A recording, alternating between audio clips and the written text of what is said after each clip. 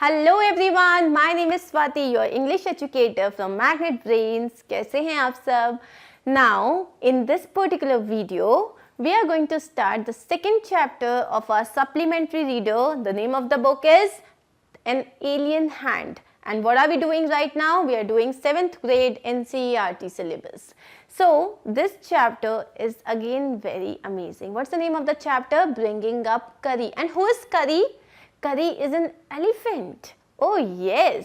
How many of you still wonder, like जब हम कभी कहीं जा रहे होते हैं and suppose there is a huge elephant walking on the road, the mightness, like इतना mighty होता है वो, इतना बड़ा होता है, it's like you feel amazing. I still stop and I look at that elephant, the way it walks and उसके ऊपर जो बंदा बैठा होता है. Isn't it fantastic? So, do you want to learn something about an elephant? Just like we learned about a tiny teacher in our last chapter. Who was the tiny teacher? An ant, right? So, in this chapter, we are going to learn a small story about an elephant. And here we are going to see how it grew up and also some interesting facts about our little Curry. Okay, so let's begin our chapter.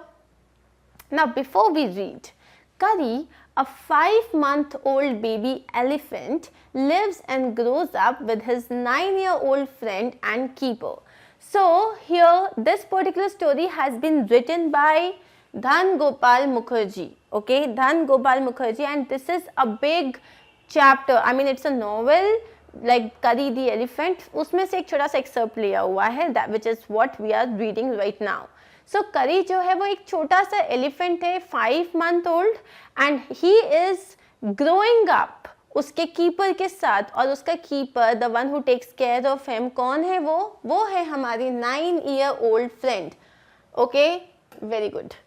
So, 9-year-old friend means जो हमारे जो sir हैं, जो उनका ख्याल रख रहे हैं, वो सिर्फ 9 साल के एक छोटे बच्चे हैं, मतलब आप लोगों से भी बहुत छोटे हैं.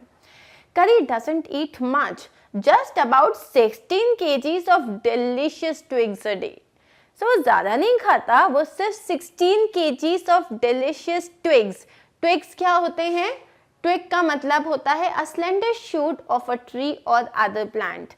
तो जो plants होती है उनकी जो नाजुक सी जो branches होती है, shoots मतलब जो एकदम पतली सी जो branches होती हैं, okay, उनको खाता है वो, और ज़्यादा नहीं खाता, only 16 kgs per day.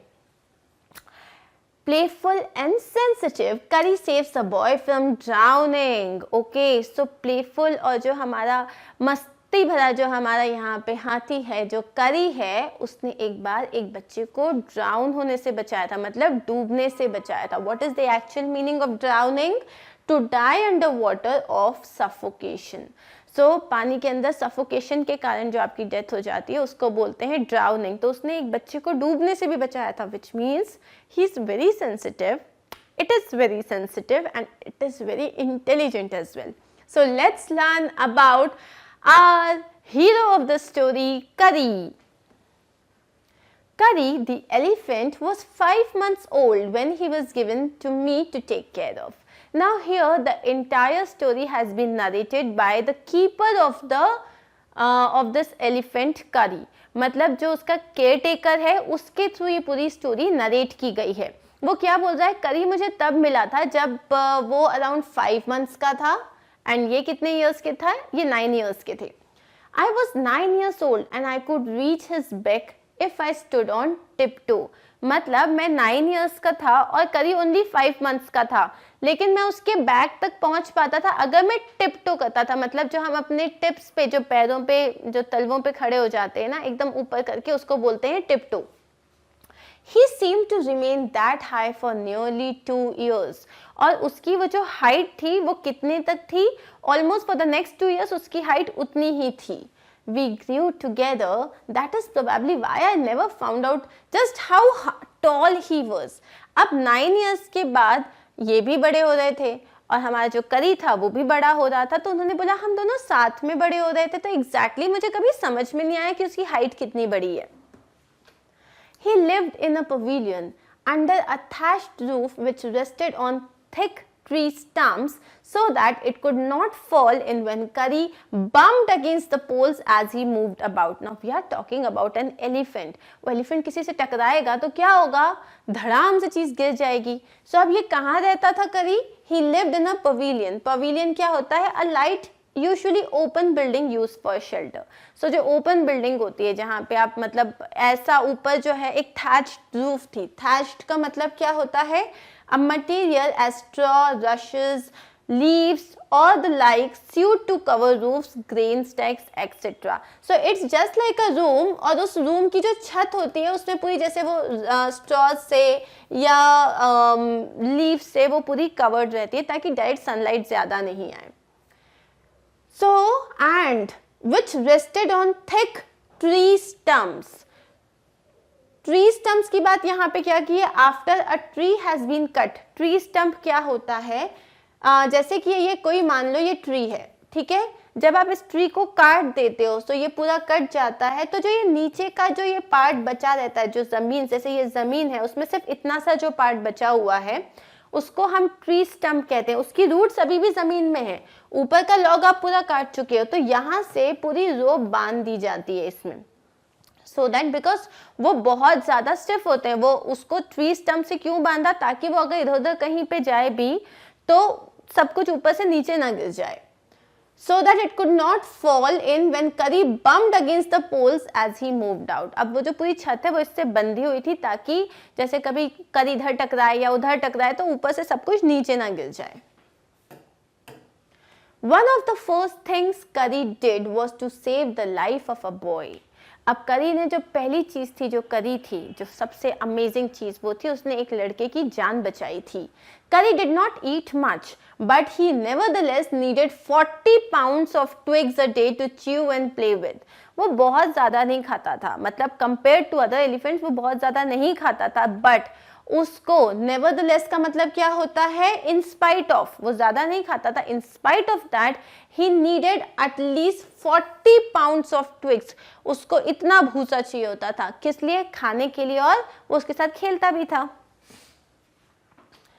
Every day I used to take him to the river in the morning for his bath. So her morning को जो हमारे जो केयर टेकर साहब हैं वो उनको लेके जाते थे करी को for his shower. He would lie down on the sand bank while I rubbed him with the clean sand of the river for an hour. So वो वहाँ जाके जो पूरा सैंड का जो बैंक था, मतलब जो पूरा वहाँ पे सैंड थी, वो वहाँ पे जाके मस्त लेट जाते थे. और जो हमारे केयर टेकर थे, जो अच्छी वाली सैंड होती है जो रिवर के बगल में है, रिवर के बगल में जो अच्छी वाली मिट्टी होती है उससे पूरी जो सैंड होती है उससे वो उसको रगड़ रगड़ के 1 घंटे तक धोते थे. मतलब हमारे जो करी जी थे उनकी 1 घंटे अमेजिंग वाली मसाज होती थी. After that he would lie in the water for a long time. Obviously it's like वो एक बाथ टब में चले जाते थे. इसके बाद तो मस्त मसाज हुई, अच्छे से किसी ने रगड़ा, अब गए और पानी में जाके मस्त बहुत टाइम तक उन्होंने वहाँ टाइम स्पेंड किया. On coming out, his skin would be shining like ebony. मतलब अब इतने अच्छे से रगड़ रगड़ के किसी नहलाया है तो जब बाहर आएंगे तो चमकेंगे ही. और कैसे चमकते थे? एबनी जैसे. एबनी क्या होता है?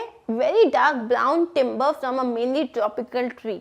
तो जैसे ट्री जो होता है ना उसका कुछ की लकड़ियां एकदम बहुत डार्क कलर की होती है, डार्क ब्राउन और ब्लैक कलर की, तो वो वैसे चमकता था.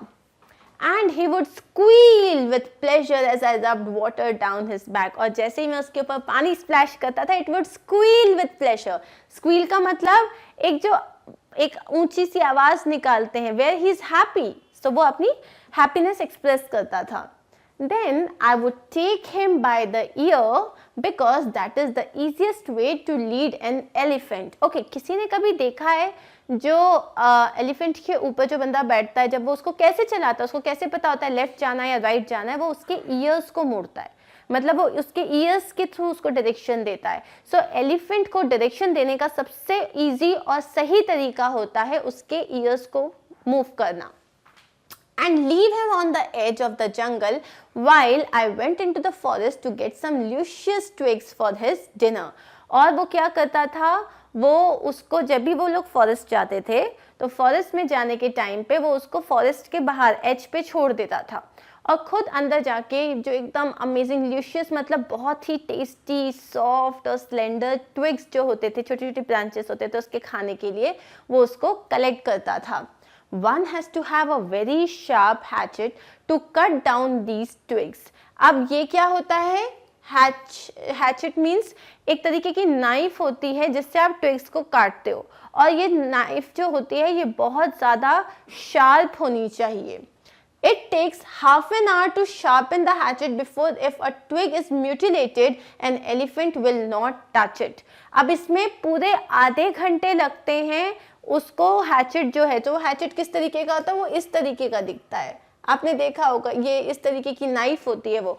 सो उसको हाफ एन आवर शार्प करना पड़ता है. क्यों शार्प करना पड़ता है? क्योंकि अगर आपके जो ट्विग्स हैं वो थोड़े भी सही तरीके से नहीं कटे हैं, अगर म्यूटिलेटेड हैं वो, मतलब जैसे आड़े टेढ़े कट गए या मान लो सही तरीके से नहीं कटे, तो elephant would not even touch it.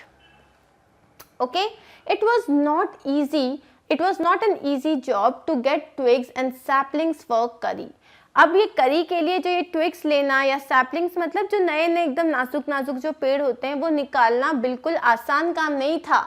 I had to climb all kinds of trees to get the most delicate and tender twigs. मुझे हर तरीके का जो ट्री था उसे क्लाइम करना पड़ा था to get the most delicate and tender twigs. As he was very fond of the young branches of the banyan tree, which grows like a cathedral of leaves and branches, I was gathering some. One spring day in March, when I suddenly heard Curry calling to me in the distance. Now, उसको क्या पसंद था करी को? करी was very fond of. Fond of का मतलब क्या होता है? That he used to love or like a lot. Young branches of the banyan tree, जो बैनियन ट्री होता है उसकी जो एकदम नाजुक नाजुक जो ब्रांचेस होती है उसको वो बहुत पसंद थी. Which grows like a cathedral of leaves and branches. मतलब वो कैसे ग्रो होती हैं, वो जो एकदम जो उसकी होती है ऐसा लगता है कि बहुत सारी एक साथ हैं. I was gathering some one spring day in March. तो मार्च का एक बहुत अच्छा सा स्प्रिंग डे था और he was gathering some of the branches. तो तभी उसने क्या सुना, करी उसको बुला रहा था. As he was still very young, अब करी तो अभी बहुत छोटा था, right? The call was more like that of a baby than an elephant. So करी जो था अभी almost like 2.5 years का था, तो वो जिस तरीके से बुला रहा था उसको ऐसा लग रहा था कि अभी भी उसे कोई छोटा बेबी ही बुला रहा है. I thought somebody was hurting him, so I came down from my tree and ran very fast to the edge of the forest where I had left him. मुझे लगा हो सकता है कोई उसे हर्ट तो नहीं कर रहा होगा, तो वो जो हाँ ट्री के ऊपर चढ़ा था to cut the banyan tree के जो लिटिल लिटिल ट्विग्स थे वो तुरंत नीचे आया and he ran to the elephant, ये देखने के लिए इफ ही इज ओके और no. And he ran very fast to the edge of the forest where I had left him. तो जहाँ उसने फॉरेस्ट के एज पे उसको छोड़ा था वहां जाके उसने देखा, but he was not there, लेकिन करी वहां पे था ही नहीं. I looked all over, but I could not find him. अब मैंने हर जगह देख लिया लेकिन वो मुझे मिला ही नहीं. I went near the edge of the water and I saw a black something struggling above its surface.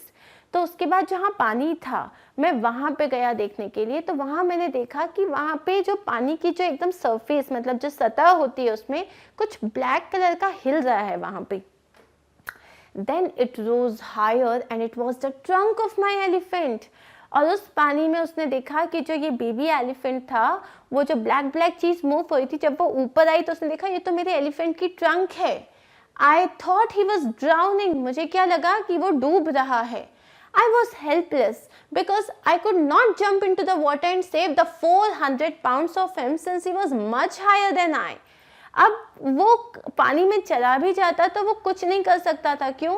Because elephant was 400 pounds और वो उससे बहुत ज़्यादा लंबा था. वो उसको बेचारे छोटा ही था ना, ही वॉज ऑलमोस्ट 11 years. तो वो उसको करी को बाहर लेके कैसे आता. But I saw his back rise above the water and the moment he caught my eye he began to trumpet and struggle up to the shore. So फिर मैंने देखा कि वो डूब नहीं रहा था, उसका बैक ऊपर आ गया था एंड द मोमेंट करी ने उसको देखा, सो ही स्टार्टेड ट्रम्पेटिंग, मतलब वो जोर जोर से उसको आवाज लगाने लग गया, and struggle up to the shore, as if वो शोर के पास आना चाह रहा है. Then, still trumpeting, he pushed me into the water, and as I fell into the stream, अब वो क्या आया, वो शोर के पास आया और उसने इसको लिया, जो करी का जो केयर टेकर है उसको लिया, उसको पानी के अंदर डाल दिया. तो जैसे ही उसने उसको पानी के अंदर डाला, I fell into the stream. I saw a boy lying flat on the bottom of the river. तो जैसे वो पानी के अंदर गया, उसने पानी के अंदर उसको डाल दिया, तब उसने देखा अरे नीचे कोई छोटा बच्चा है, एक बॉय है जो पानी में नीचे पड़ा हुआ है. He had not altogether touched bottom but was somewhat afloat.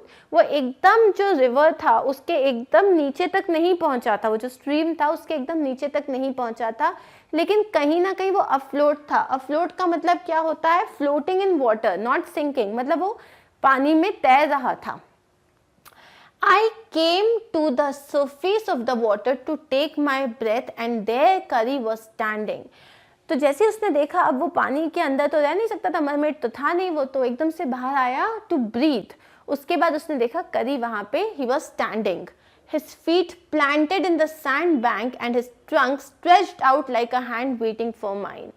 तो उसका जो फीट था उसने एकदम सही तरीके से प्लांट करके रखे थे. प्लांट का मतलब क्या होता है, सेट और place in a particular position, मतलब उसने प्रॉपरली उसको जमा के रखे थे ताकि वो कहीं पे भी डिसबैलेंस नहीं हो. और उसने जो ट्रंक थी उसको ऐसे रखा हुआ था ताकि as if it was like a hand, जो कि उसके केयर टेकर को हेल्प करेगा निकालने के लिए. Now I dived down again and pulled the body of the drowning boy to the surface. अब मैं वापस उसने डुबकी लगाई और वो जो बच्चा था, वो जो था उसको वो ऊपर सरफेस तक लेके आ गया. Not being a good swimmer, I could not swim ashore. अब वो कोई बहुत अच्छा स्विमर नहीं था, तो क्या हुआ, वो उसको लेके शोर तक मतलब स्विम नहीं कर पा रहा था. And the slow current was already dragging me down. और जो स्लो करंट था उसकी वजह से क्या हो रहा था, स्लो करंट का मतलब क्या होता है, जब आपका जो पानी जो है, पानी की जो स्पीड है वो ऑपोजिट डायरेक्शन में है एंड वो उसके साथ मूव नहीं कर पा रहा था, तो वो उसके साथ आगे स्विम नहीं कर पा रहा था. Seeing us drift by in the current, Curry, who was usually slow and ponderous. अब करी ने क्या देखा कि ये लोग जो हैं शोर की तरफ नहीं जा रहे, ये लोग उल्टे डायरेक्शन में बहते जा रहे हैं. तो करी यूजुअली कैसा था, वो बहुत ही ज़्यादा पॉन्डरस था. पॉन्डरस का मतलब क्या होता है, जो बहुत ही धीरे धीरे काम करते हैं. Slow and clumsy because of great weight, जो बहुत मोटे होते हैं वो जो कैसे चलते हैं, ऐसे ऐसे करके चलते हैं. तो हमारा जो करी था वो भी एकदम क्लमजी था, लेजी जैसा था. लेकिन जैसे ही उसने देखा कि वो दोनों लोग जो थे वो पानी के ऑपोजिट डायरेक्शन में, मतलब शोर अगर इधर है तो वो ऑपोजिट डायरेक्शन में बह रहे हैं, एंड उसका जो केयर टेकर है वो स्विम करके उसको शोर तक नहीं लेके जा पा रहा है, suddenly darted down like a hawk and came halfway into the water. तो उसने क्या किया, वो तुरंत पानी में आया. darted का मतलब move और run somewhere suddenly और rapidly. वो वापस फुल स्पीड में पानी के अंदर आया, like a hawk मतलब एक चील की तरह बहुत ही फुल स्पीड में वो अंदर आया, and came halfway into the water. तो पूरा पानी की तरफ पे हाफ वे तक आ गया. Where I saw him stretch out his trunk again. तो जैसे पानी के अंदर आके अपन अपना किसी को हाथ देते हैं ना बचाने के लिए, वैसे ही उसने अपनी ट्रंक दी, अपनी जो सूंड होती है उसको उसने स्ट्रेच किया. I raised up my hand to catch it and it slipped. उसने कोशिश किया, मतलब पानी में था ना वो, तो उसने कोशिश किया उसकी ट्रंक को होल्ड करने के लिए, लेकिन वो उसका हाथ स्लिप हो गया. I found myself going under the water again. अब ये डूबने लग गया था, ये वापस पानी के अंदर जाने लग गया था. But this time I found that the water was not very deep. लेकिन इसमें क्या हुआ, वो वापस पानी के अंदर जाने लग गया था, लेकिन उसने क्या नोटिस किया कि पानी बहुत ज़्यादा गहरा नहीं है. So I sank to the bottom of the river and doubled my feet under me and then suddenly kicked the river bed and so shot upwards like an arrow. तो उसने क्या किया, अपने फीट को नीचे किया, मतलब वो नीचे तक आया. उसने देखा कि गहरा नहीं है वो ज़्यादा. So I sank to the bottom of the river, मतलब वो एकदम बॉटम ऑफ द रिवर तक आया. उसने अपने पैरों को नीचे तक टच करने दिया. एंड डबल्ड माई फीट, अपने आप को स्टेबलाइज किया, मतलब कि एकदम जैसे अगर मुझे जंप करना है तो मैं क्या करती हूँ, मैं सीधा जंप नहीं करूँगी। अगर मुझे बहुत हाई जंप करना है तो फर्स्ट आई गो डाउन अपने पैरों को, उसके बाद मैं अपने आप को पूरा पुश करूँगी। And this is what he did, doubled my feet, मतलब उसने अपने आप को स्टेबलाइज किया under me and then suddenly kick the river bed. फिर मैंने रिवर बेड से जो मतलब पूरी जो जमीन थी उस पर किक किया and then I was shot upwards and so shot upwards like an arrow, और एक एरो की तरह मैं बाहर आया in spite of the fact that I was holding the drowning boy with my hand. Okay, अब क्या होता है, पानी के अंदर चीज का वेट समझ में नहीं आता। ओके, किसी भी पानी के अंदर चीजों का वेट समझ में नहीं आता, हल्का लगने लग जाता है वो। तो उसके हाथ में वो बॉय था, लेकिन उसके बाद भी उसको वेट समझ में आया, उसने अपने आप को इतना फोर्सफुली किक किया कि वो बाहर आ गया। As my body rose above the water, I felt a lasso around my neck. और जैसे ही मेरी बॉडी पानी के ऊपर आई, मुझे लगा मेरे आसपास जो है, लैसो मतलब क्या होता है, a rope with the noose at one end, especially used for catching cattle. So इस तरीके की एक रोप होती है, ठीक है, इधर पे मतलब जो है आप जब किसी को पकड़ने के लिए ऐसे घुमा के फेंकते हो ना ताकि आप उसे कैच कर लो, उसे हम लैसो कहते हैं। दिस फ्राइटेंड मी, मुझे लगा कोई स्नाप वाप तो नहीं है, बाप रे भाई, डर लग गया उसको। I thought some water animal was going to swallow me. तो अब वो इतना उसको अजीब सा लगा उसके गले में, तो उसको लगा हो सकता है कोई वाटर एनिमल है और वो उसको स्वेलो करने वाला है, मतलब खाने वाला है। आई हर्ड करी स्क्वीलिंग, लेकिन तभी मुझे करी की आवाज आई and I knew it was strung before my neck, around my neck. मतलब ये जो उसको अजीब सी चीज लग रही थी ये कुछ और नहीं था, ये करी की ट्रंक थी। ही पुल्ड अस बोथ अशोर, और उसने इस तरीके से पकड़ के, जो करी था उसने उसकी सूंड से इस तरीके से पकड़ के उन दोनों को ही pulled out on the shore, पानी के बाहर लेके आ गया। Now so this was the first thing that Kari did. He saved the life of a boy, which shows that Kari was very brave and he was very sensitive. Now there are other things that we are going to read about Kari. Kari becomes fond of ripe bananas. Okay, so Kari is growing up और अब उसको अचानक से क्या अच्छे लगने लग गए हैं, उसे बनानास अच्छे लग गए हैं। He believes in self-help much to the discomfort of his friend. उसने he believes in self help मतलब क्या होता है, वो खुद ही ले लेता था सारे bananas and much to the discomfort of his friend, और उसका जो केयर टेकर था इसके कारण बहुत परेशान हुआ। कैसे परेशान हुआ वो अभी हम देखने वाले हैं। With quiet dignity Kari accept the chiding he knows he deserves. So लेकिन जब बाद में कुछ ऐसा होता है, जब करी को शायद डांट पड़ती है या उसकी चोरी पकड़ी जाती है, तब वो बहुत डिग्निटी के साथ, मतलब अपने पूरे सेल्फ रिस्पेक्ट के साथ जो है वो अपनी चीज़ गलती को एक्सेप्ट भी कर लेता है। तो होता क्या है आज, आखिर ये बनानास का जो है छोटा सा स्टोरी है क्या, अब ये हम पढ़ने जा रहे हैं। करी was like a baby. He had to be trained to be good, and if you did not tell him when he was naughty, he was up to more mischief than ever. करी जो था एक छोटे baby की तरह था। अगर हम बेबी को नहीं बताएंगे सही टाइम पे कि आप ये सही कर रहे हो या गलत कर रहे हो, तो वो तो और ही ज़्यादा शैतानी करता जाएगा। उसी तरीके से करी को भी बताना पड़ता था कि बेटा ये तो तुम ठीक करो, ये अति हो रही है, इसको करने की ज़रूरत नहीं है, वरना वो बहुत मिस्चीवियस हो जाता, मतलब बहुत नॉटी हो जाता था। फॉर इंस्टेंस, अब हम बता दें क्या हुआ था। One day somebody gave him some bananas to eat. अब करी को एक दिन क्या हुआ, किसी ने भी पके हुए केले जो थे वो खाने के लिए दिए। Very soon he developed a great love for ripe bananas. अब ripe bananas तो बड़े टेस्टी लगे उसको, तो बहुत जल्दी उसने अपना ये जो टेस्ट था ripe bananas के लिए डेवलप कर लिया and he started loving it. We used to keep large plates of fruit on a table near the window in the dining room. अब इनका जो घर था, जो इसका जो केयर टेकर था, उनका जो घर था, वहाँ पे जो डाइनिंग रूम था उसमें एक बहुत बड़ा डाइनिंग टेबल था। उस डाइनिंग टेबल में एक बहुत बड़ी प्लेट में ये पूरे फ्रूट्स रखते थे।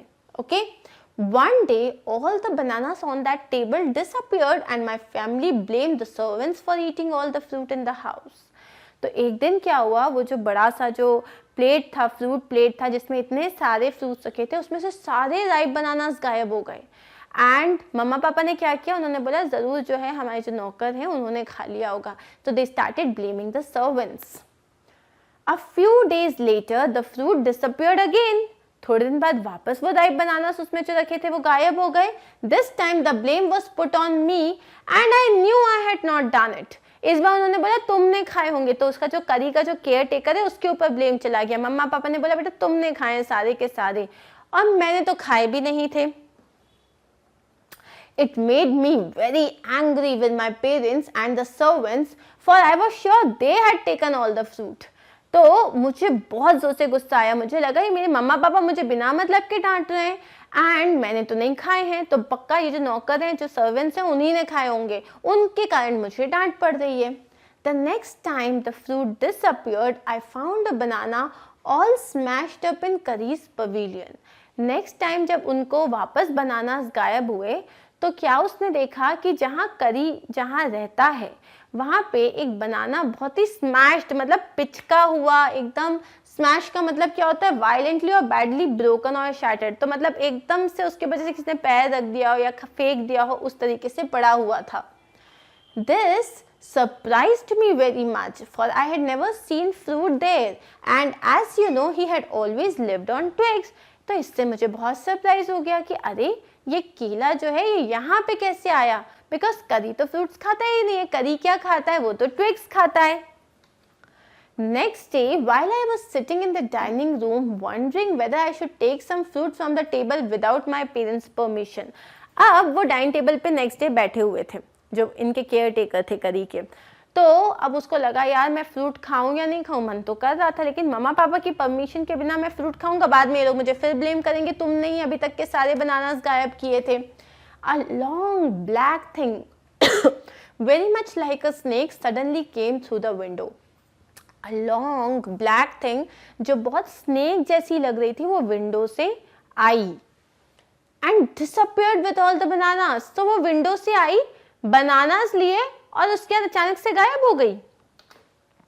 I was very much frightened because I had never seen snakes eat bananas and I thought it must be a terrible snake that would sneak in and take fruit. उसको लगा oh my god snakes bananas खा रहे थे और ये snake था जिसने मेरे bananas पूरे चोरी किए थे. बट उसको लगा कितनी strange बात है क्योंकि उसने तो कभी कोई ऐसा snake देखा ही नहीं है जो bananas चुराता है. So I crept out of the room and with great fear in my heart ran out of the house. So अब उसने एक चीज़ यहाँ पे जो हमने वर्ड यूज़ किया है sneak in का मतलब क्या होता है, किसी के घर में चोरी छुपे घुसना, कहीं पे भी चोरी छुपे घुसना ताकि किसी को पता नहीं चले. तो उसको लगा यार ये बड़ा अच्छा स्नेक है, बहुत ही बुरी बात है ये, तो मतलब पहले चुपके से अंदर आता है बनानास लेके चला जाता है. So I crept out of the room. तो crept out मतलब दबे पाँव आना जिससे किसी को पता ना चले. So he crept out of the room and with great fear in his heart ran out of the house feeling sure that the snake would come back into the house, eat all the fruit and kill all of us.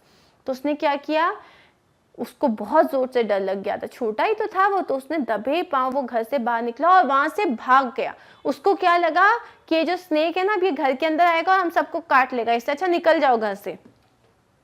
As I went out, I saw Curry's bag disappearing in the direction of the pavilion and I was so frightened that I wanted his company to cheer me up. अब जैसे ही वो घर से बाहर निकला उसने क्या देखा कि करी का उसको बैक साइड दिखा. सो करी कहाँ जा रहा था, अपने जहाँ उसका पवेलियन था जहाँ वो रहता था वहाँ पे जा रहा था. तो वो इतना डरा हुआ था, उसको लगा वो करी के पास जाएगा, उसको हक करेगा, उससे बात करेगा तो वो बेटर फील करेगा. I ran after him into the pavilion and I found him there eating bananas. तो ये वापस गया दौड़ के करी के पास और जैसे ही वो पवेलियन में पहुंचा तो उसने क्या देखा कि करी वहां मस्त बैठ के केले खा रहा है. I stood still in astonishment. मतलब मैं टोटली सरप्राइज हो गया और मैं वहां पे खड़ा होते देखता ही रह गया. The bananas were lying strewn all over him. और जितने भी bananas थे they were lying strewn मतलब untidily scattered थे, हर जगह पड़े हुए थे. He stretched out his trunk and reached for one far from where he was standing. मस्त वो एक जगह बैठा हुआ था और दूर एक जो बनाना पड़ा हुआ था उसको अपने ट्रंक से लिया और वो उसको खा रहा था, एंजॉय कर रहा था. That instant the trunk looked like a black snake and I realized that Curry was the thief. उस टाइम पे जब उसने अपनी ब्लैक ट्रंक को लिया, दूर से एक बनाना लिया, तब उसने देखा ओके, तो वो जो स्नेक लाइक स्ट्रक्चर था वो कुछ और नहीं था, वो करी की ट्रंक थी, उसकी सूंड थी। और एक्चुअल चोर सर्वेंट्स नहीं है, एक्चुअल चोर कौन है? करी है। I went to him, pulled him out by the ear and joyously showed my parents that it was curry and not I that had eaten all the fruit these many weeks. मैंने उसके कान पकड़े और उसको लेके गया अपने parents के पास कि देखो जो तुम्हें लग रहा है इतने वीक से मैं चोर हूँ, मैं बनानास खा रहा हूँ, मैं नहीं हूँ, ये है वो चोर. Then I scolded him for elephants understand words as well as children. तो उनको फिर मैंने उसको अच्छे से डांट लगाई. स्कोल्ड किया मतलब डांट लगाई. तो जैसे बच्चों को समझ में आ जाता है ना उनको डांट तो वैसे एलिफेंट्स को भी अच्छे से समझ में आ जाता है. And I said to him, next time I see you stealing fruit you will be whipped. अगर मैंने अगली बार तुमको देख लिया ना चोरी करते हुए फ्रूट्स तो तुमको अच्छे से मार पड़ेगी. whipped मतलब अच्छे से बीट करना. He knew that we were all angry with him, even the servants.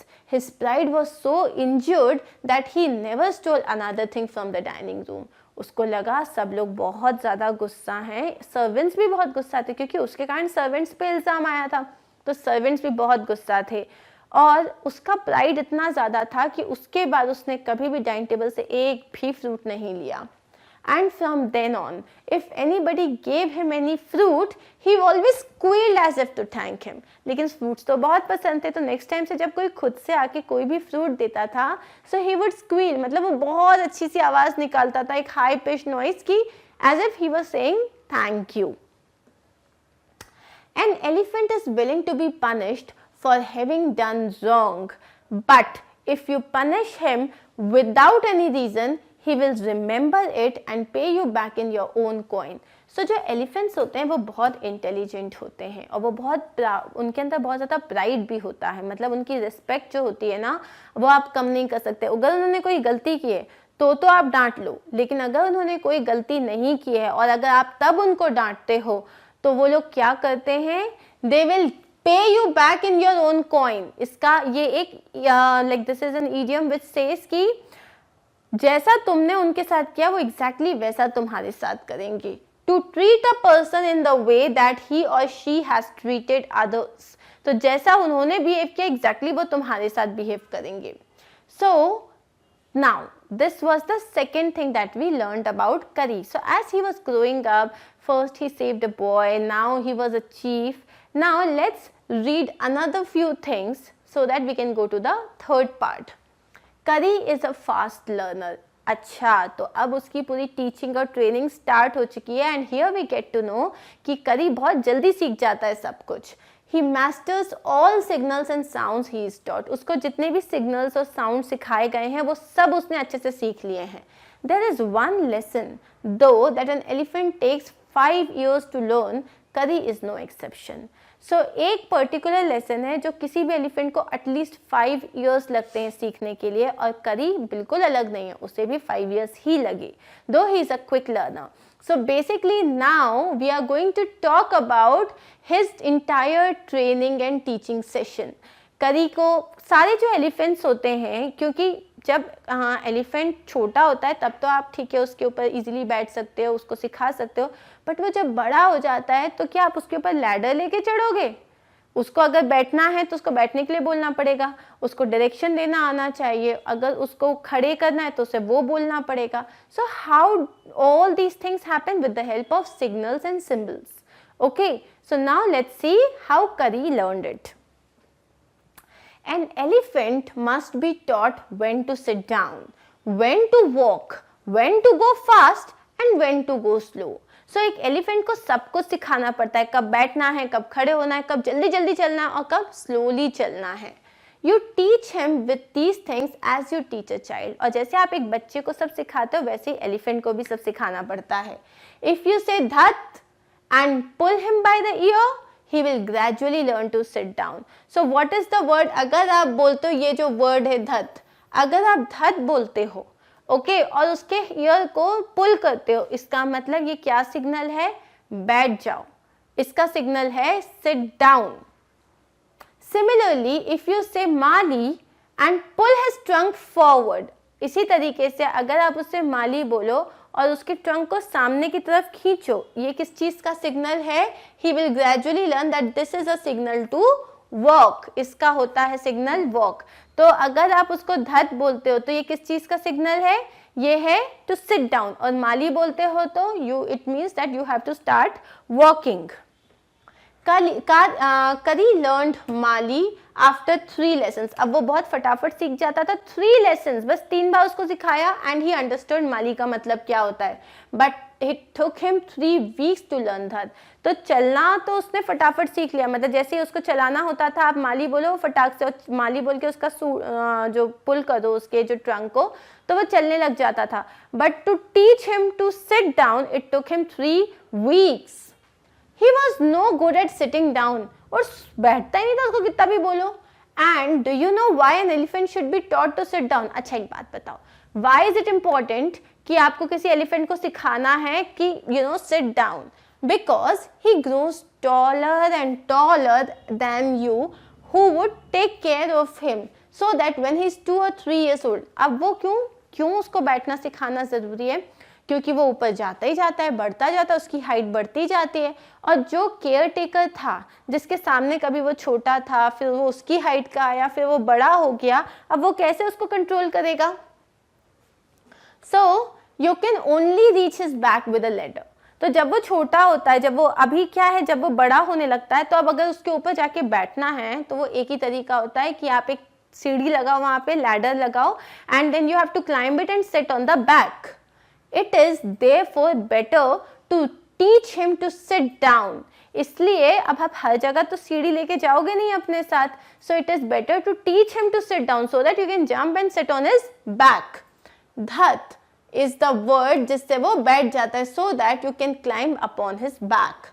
For who would want to carry a ladder around all the time? कौन पूरे टाइम अपने साथ सीढ़ी लेके चलेगा? इसीलिए it is better to teach him how to sit down, ताकि आप उसके बैक पे तुरंत बैठ सकते हो। The most difficult thing to teach an elephant is the master call.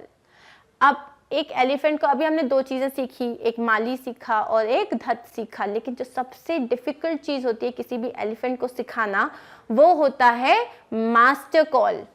He generally takes 5 years to learn it properly. उसको पूरे 5 साल लग जाते हैं मास्टर कॉल को सीखने के लिए। Now what is master call?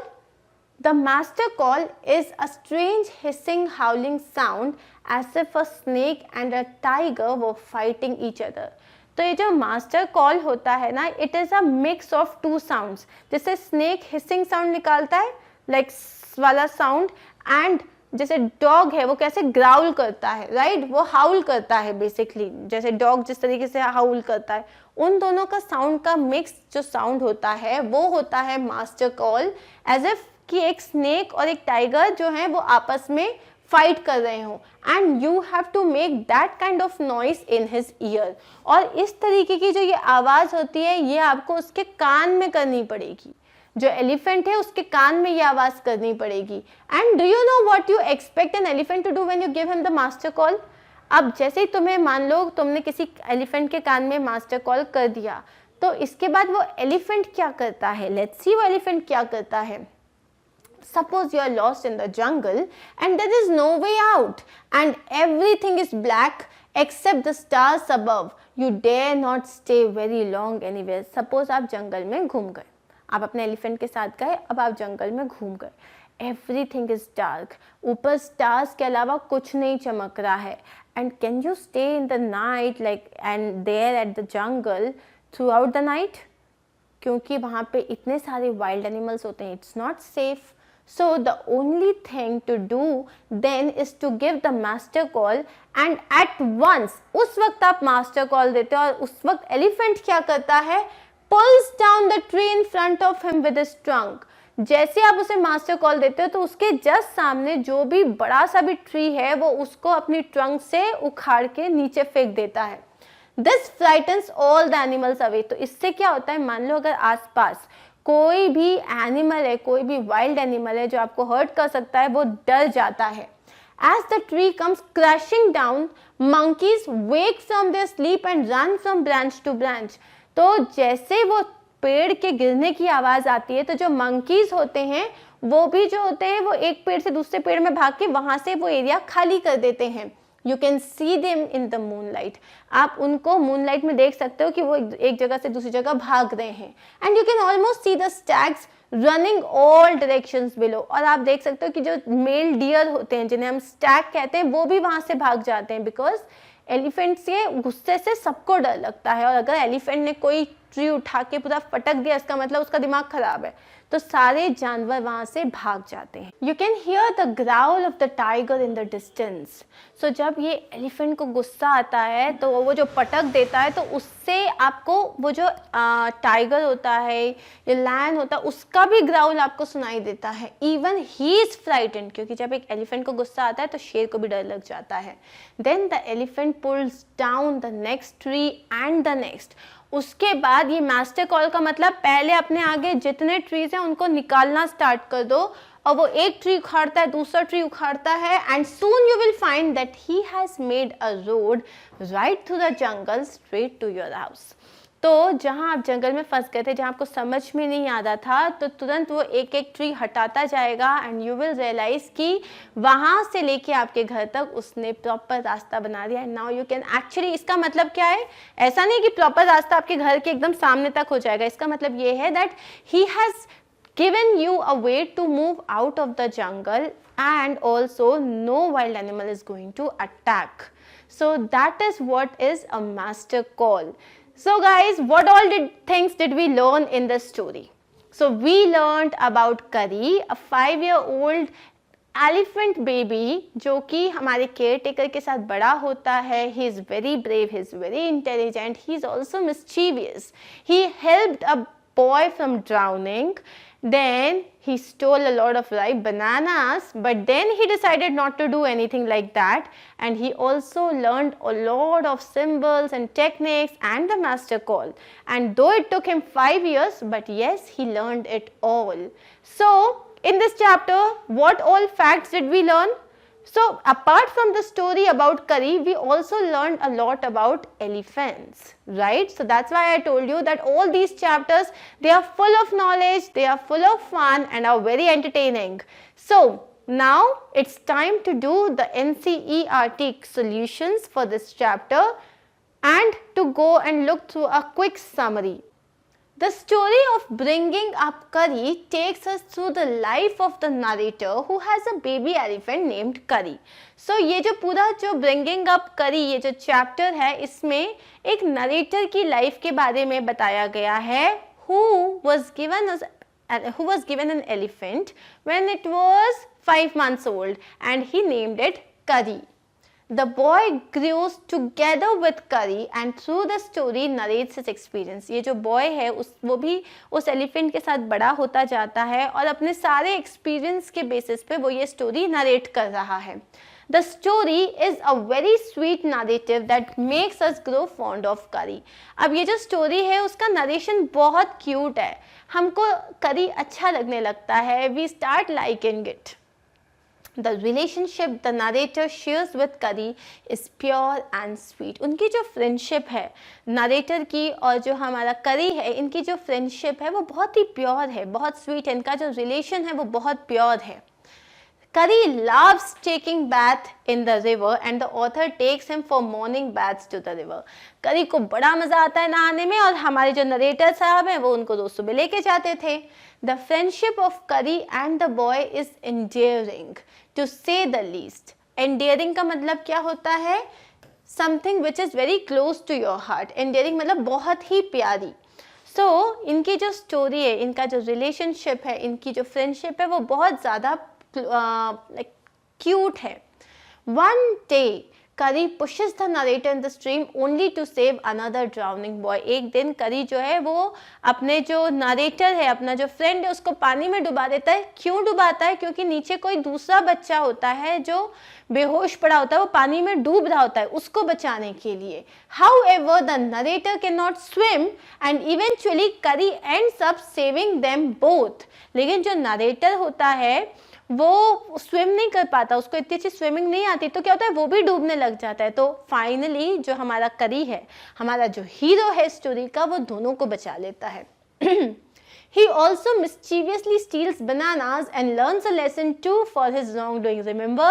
So वो क्या करता है, वो बनानास भी चुराता है, लेकिन बाद में उसको अच्छे से समझ में आ जाता है कि ऐसा नहीं करना चाहिए. So he also learns a lesson. Curry learns many other tricks as the narrator keeps teaching him along with the final master call. Curry बहुत सारी चीज़ें सीखता है. As he is growing up, he learns a lot of techniques and tricks and symbols and signals, and also he learns the final master call. So now, since we are done with the summary, let's start with our questions. The enclosure in which Curry lived had a thatched roof that lay on thick tree stumps. Examine the illustration of Curry's pavilion on page 8 and say why it was built that way. So you remember this is known as a tree stump. जैसे अगर this is the ground, so ऊपर का पेड़ पूरा काट दिया है तो सिर्फ इतना इस तरीके का एक पार्ट बचता है, इसको हम ट्री स्टम्प कहते हैं. तो उसकी जो रूफ थी, वो जो पूरी इस तरीके से जो रूफ थी, जो पूरी लीफ से स्ट्रॉस से बनी हुई थी, वो इससे बंधी हुई थी. क्यों बंधी हुई थी? ताकि जब करी स्टम्प करे यहाँ वहाँ कहीं भिड़े टकरा जाए तो वो नीचे ना आ जाए. So this is what we have to write in the answer. Curry's pavilion was built under a thatched roof having its support on a thick tree trunk. उसका जो पूरा पवेलियन था, पवेलियन मीन्स वो शेल्टर जहाँ वो रहता था, what was it made up of? It had a thatched roof. उसका जो रूफ था वो पूरा थैच था एंड उसको सपोर्ट किससे मिला था? A thick tree trunk, a tree stump. The support was necessary to save the roof from falling down. अब ये सपोर्ट क्यों जरूरी था? ताकि रूफ जो है धड़ाम से नीचे गिर के ना आ जाए. When he moved about and bumped against the bamboo poles. So अब जैसे ये पूरी thatched roof है ना, वो इस तरीके से बैम्बू पोल से लगी हुई है और ये इन्होंने इधर से बांधी भी हुई है. क्यों बांधी हुई है? ताकि अब जैसे हमारा करी है वो कभी इस बैम्बू पोल से मान लो भिड़ गया, जाके वो टकरा गया, तो ये अगर नीचे आए तो पूरी की पूरी जो रूफ है वो नीचे आ जाएगी. उस चीज को बचाने के लिए उन्होंने इस ट्री स्टम्प से उसको बांधा हुआ था. So we are done with our first answer. Let's see the second question. Did Kari enjoy his morning bath in the river? Give a reason for your answer. तो क्या लगता है, करी को सुबह सुबह नहाना पसंद था या नहीं? कौन उठे कौन नहाए? No, he loved his long showers, he loved his bath in the river and all those things. तो हमें ये कैसे पता चलता है? Yes, Kari loved to be taken to the river for his bath. ये तो हो गया, हमने फर्स्ट लाइन बता दी, यस से हमारा आंसर स्टार्ट हुआ. He lay down on the sand bank. अब वो क्या करता था? जो भी हमने पूरा चैप्टर में रीड किया हम वही बताएंगे. वो क्या करता था? वो सैंड में जाके लेट जाता था. सो वो सबसे पहले वो लेट जाता था. The narrator rubbed his body with clean sand. अब जो हमारा जो उसका केयर टेकर था, जो नरेटर था, वो उसकी पूरी बॉडी को रब करता था किस चीज के साथ? क्लीन सैंड से. Then he washed his body with water. उसके बाद वो उसकी पूरी बॉडी को किससे वॉश करता था? पानी से. He used to make sounds joyfully. ये जो साउंड्स थे उसका वर्ड क्या था जो हमने बुक में पढ़ा था? Word was squeal. Okay, so वो स्क्वील करता था. तो जब इसके बाद ये then he washed his body with water, मतलब वो रिवर में चला जाता था, मस्त नहाता था. And he used to be very happy after this. तो वो स्क्वील करता था. He used to make this noise. Clear? I hope you got this answer. Let's move forward. Now we have question number 3. Finding good twigs for curry took a long time. Why? ये जो उसके लिए एकदम जो proper एकदम slender मतलब soft, नाजुक, एकदम सॉफ्ट और जूसी जो ब्रांचेस ढूंढनी पड़ती थी, बड़ा मुश्किल काम था. क्यों? देखते हैं हम. The narrator had to work hard to gather soft new twigs for curry. करी के लिए इसको बहुत मेहनत करनी पड़ती थी. He has to work hard, उसके लिए अच्छे अच्छे ट्विग्स ढूंढने के लिए. Why? He had to climb all kinds of trees. उसको सारी ट्रीज में ऊपर ऊपर जाना पड़ता था क्योंकि नीचे नीचे तो हार्ड वाली ब्रांचेस होती थी. If the twigs were deformed, अगर जो ट्विग्स हैं वो प्रॉपरली टूटी नहीं या प्रॉपरली कटी नहीं है तो Kari would not even touch it. Kari refuse to eat them. So let's read our answer again. The narrator had to work hard to gather soft new twigs for curry. उसको बहुत मेहनत करनी पड़ती थी. He had to climb all kinds of trees and if the twigs were deformed का मतलब something जो अच्छे से कटी नहीं हो या बीच में से टूटी हुई हो या छिली नहीं हो ठीक से, so Curry would refuse to eat that. Now next question is, why did Curry push his friend into the stream? Curry ने अपने फ्रेंड को पानी में धक्का क्यों दे दिया था? Curry pushed his friend. कौन है फ्रेंड यहाँ पे?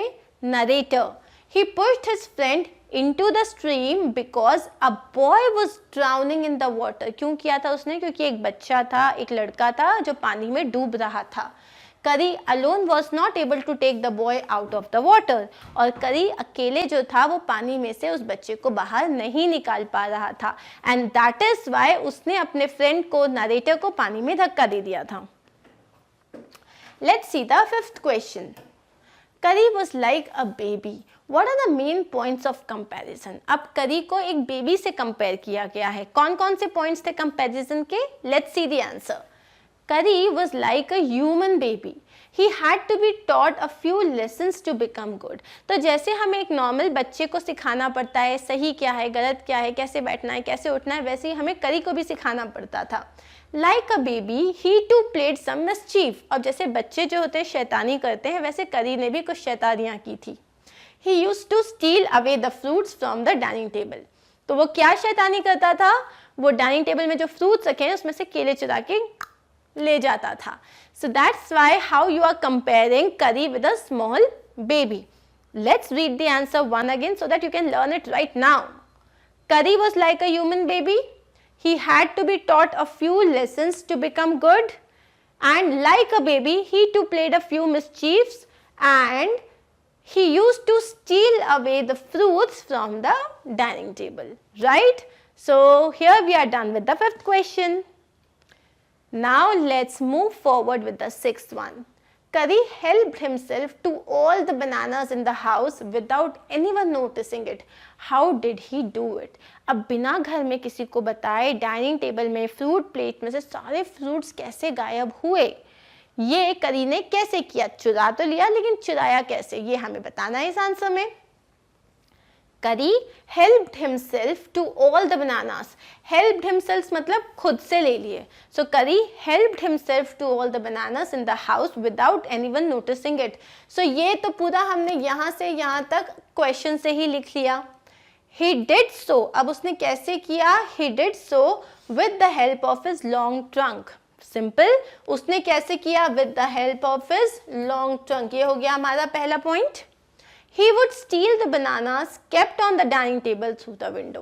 वो कैसे करेगा? वो क्या करता था? He would steal all the bananas जो डाइनिंग टेबल पे रखे थे. कहाँ से स्टील करता था? Through the window. So he would steal the bananas जो डाइनिंग टेबल पे रखे होते थे through the window. ये हो गया हमारा सेकेंड पॉइंट. ठीक है? So this answer is only of 3 lines. First line तो क्वेश्चन की कॉपी करनी है, बाकी के 2 पॉइंट्स लिखते हैं. So that is it. Now let's move on to the next question. 7th question. Curry learned the commands to sit and to walk.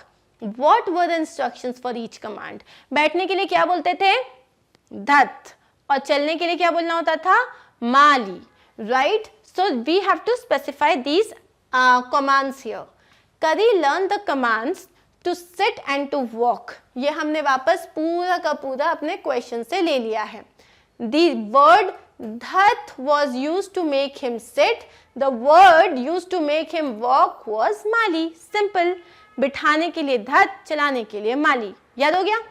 चलो. So next question is, what is the master call? Why is it the most important signal for an elephant to learn?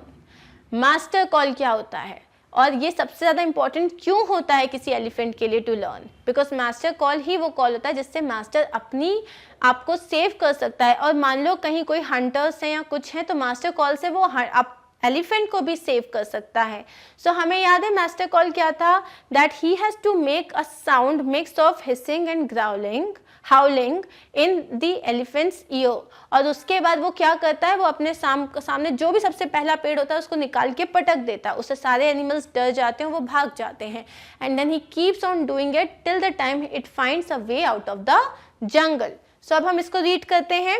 The master call is a strange howling hissing sound. What is it? It's a strange howling hissing sound. It sounds as if a snake and a tiger are fighting with each other. This noise have to be made in the air. Okay? उसको कहाँ पे बनाना होता है? In the air या air नहीं ear.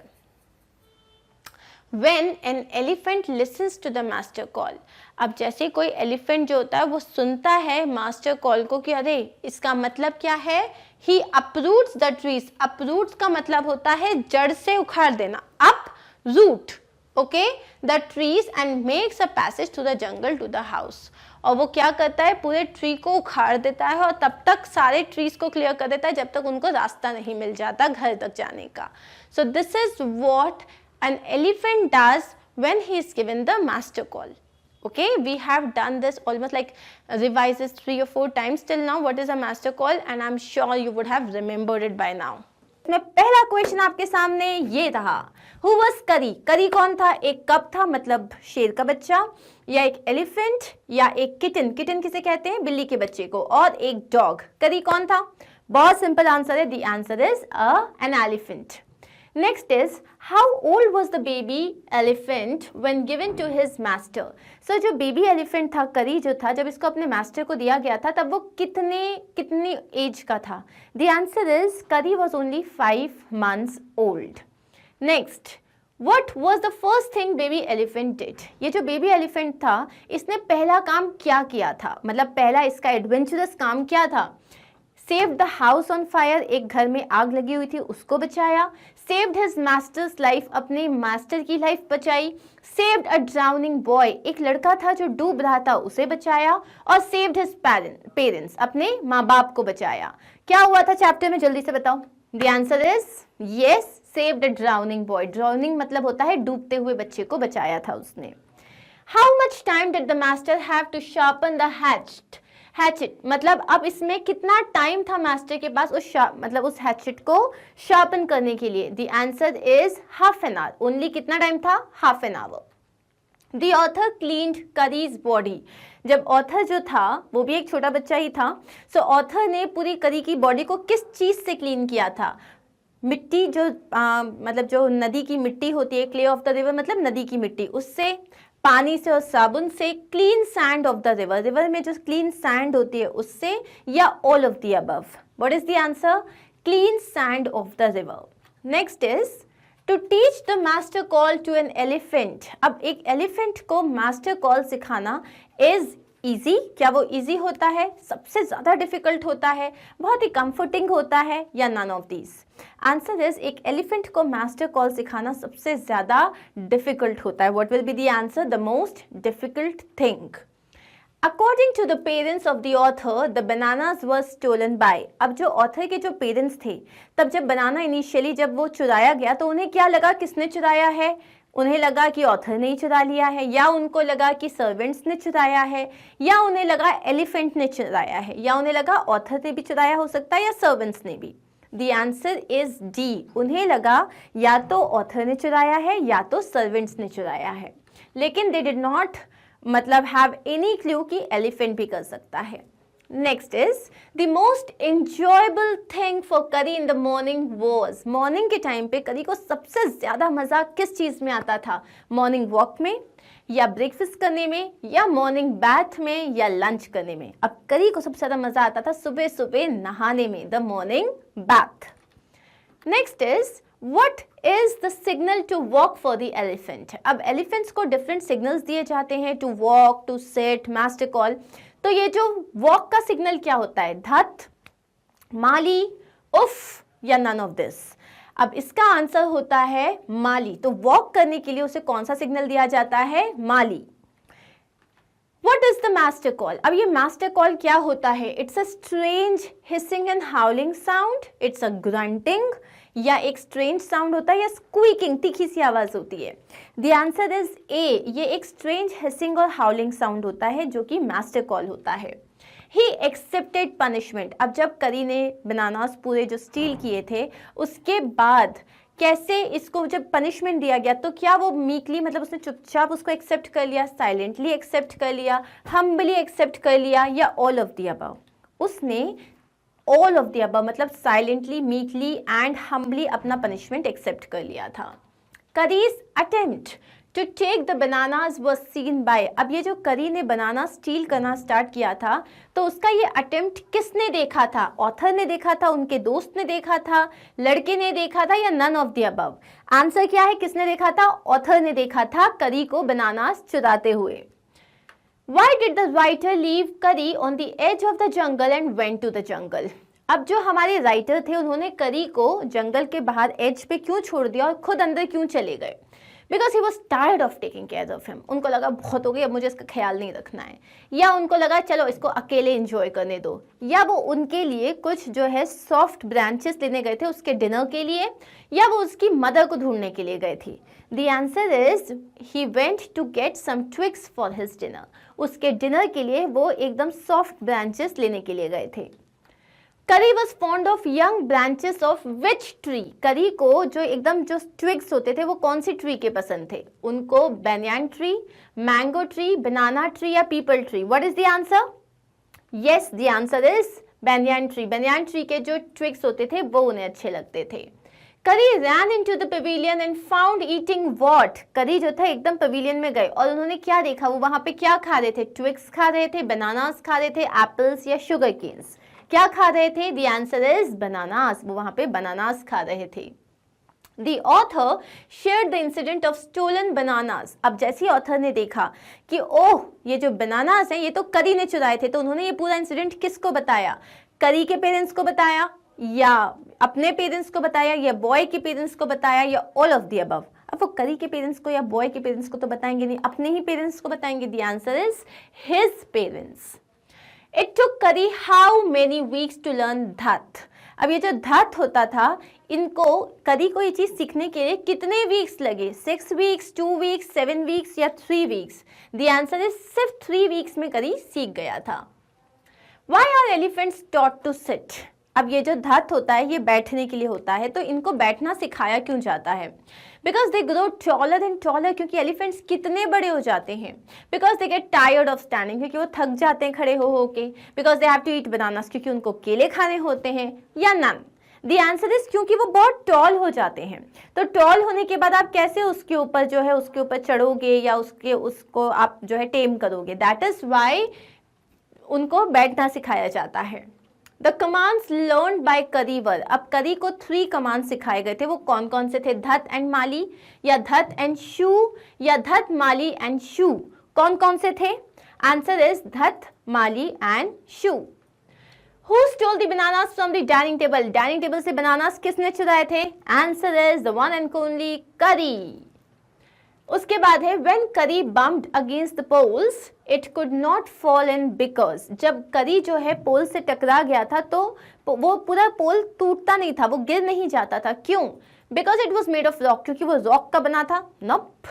It was made of solid wood. वो एकदम जो ठोस लकड़ी का बना हुआ था? नहीं. The thatched roof was rested on thick tree stumps. ये जो thatched का रूफ था ये ट्री के जो स्टम्प्स होते हैं, जो उसका जो लास्ट का पार्ट होता है उसमें बहुत मजबूती से लगा हुआ था, इसीलिए वो टूटता नहीं था. The answer is C. The thatched roof was rested on thick tree stumps. माली is taught as a signal to. माली से क्या होता है? बैठने के लिए कहा जाता है, वॉक करने के लिए स्लीप या stand? The answer is walk. Sit करने के लिए क्या कहते हैं? धत. The speaker lived in a. Speaker कहाँ रहता था? एक बिग हाउस में रहता था, मैंशन में रहता था या पेविलियन में रहता था? So the answer is big house. Next question is करी वॉज ट्रीटेड लाइक अ. करी को कैसे ट्रीट करते थे वो लोग? एक बच्चे की तरह, सन, पेट, डॉटर या बेबी? वो उसको एक छोटे बेबी की तरह ट्रीट किया करते थे. What is the meaning of mutilated? Mutilated का मतलब क्या होता है? Tasty, perfectly fine, torn awkwardly या proper in shape. Mutilated का मतलब होता है उल्टा पुल्टा फटा हुआ, मतलब अलग अलग तरीके से, awkward तरीके से फटा हुआ. नेक्स्ट इज करी इज अ डैश लर्नर. करी कैसा लर्नर था? मतलब उसको किसी भी चीज को सीखने में टाइम लगता था या जल्दी सीख लेता था. So he was a fast learner. Kari जो था वो बहुत जल्दी सीख जाता था. What was the first thing the writer saw in the water? Writer ने वाटर में सबसे पहले क्या देखा था, क्या नोटिस किया था? सबसे पहले उन्होंने बॉय को देखा था, या एलिफेंट के ट्रंक को देखा था, ब्रांचेस ऑफ द ट्रीज देखा था, या वाटर फॉलिंग डाउनवर्ड्स की वाटर नीचे गिर रहा है? The answer is trunk of his elephant. उन्होंने करी की ट्रंक को देखा था. नेक्स्ट इज करी पुल्ड अशोर. करी किसको बाहर तक खींच के लेके आया था? ऑथर को, या ट्विग्स को, या ऑथर और बॉय दोनों को, या ट्रीज को? करी दोनों को बाहर लेके आया था, ऑथर को भी और बॉय को भी. And that is it. Here we are done with all the questions of our chapter 2, bringing up Kari. I hope you understood them. अगर आपको कोई भी डाउट होता है तो आप प्लीज़ जो है कमेंट सेक्शन में मुझसे पूछ सकते हो. एंड ये सारे वीडियोस आपको मिलेंगे मैग्नेट वेबसाइट magnetbrains.com पे, जो हमारी वेबसाइट है, जहाँ पे आपको सिर्फ होम पेज में ऐसी क्लासेस मेंशन होगी. आप क्लास में जाओ, अपना सब्जेक्ट सिलेक्ट करो, आपको जिस भी चैप्टर के एमसीक्यूज या समरी, एक्सप्लेनेशन, क्वेश्चन आंसर्स करना है उसको सिलेक्ट करो एंड आपका वीडियो स्टार्ट हो जाएगा. That is it. Thank you so much once again for being with me. Do not forget to like, share and subscribe. I will see you soon in my next video. Chapter 3, an alien hand, class 7. Take care. See you. Bye bye.